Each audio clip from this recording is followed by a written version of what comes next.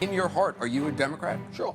I have made a decision to run for the Democratic nomination to be President of the United States.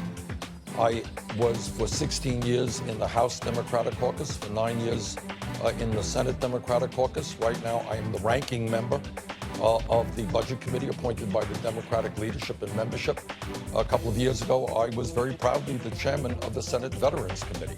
So, of course, I am a Democrat and running for the Democratic nomination. In terms of Secretary Clinton, and I know the media is kind of making a big deal about this, all that I said, which is simply true, is I think it was in November in Ohio. You may recall this. Yes. I don't know the context of it. Secretary Clinton said, some people call me I'm paraphrasing, some people call me a moderate, and I proudly say that I am a moderate. That's what she said. So what all I said, you can't go and say you're a moderate on one day and be a progressive on the other day.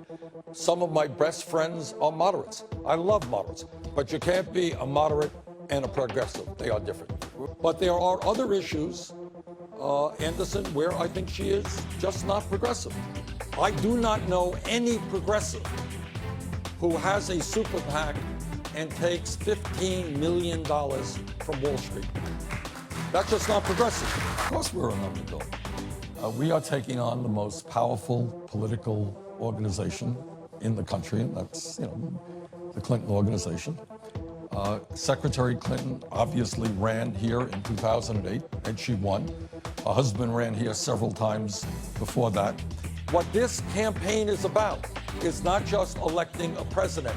It is creating a political revolution where millions of people, many of whom have not been involved in the political process, stand up and demand a government which represents all of us, not just wealthy campaign contributors. That's how we make change. So I think in terms of foreign policy, I have the judgment. We've been all over this world, met with foreign leaders, and I'm confident that we can assemble a team that will do a great job. There will be no president who will fight harder to end institutional racism than I will.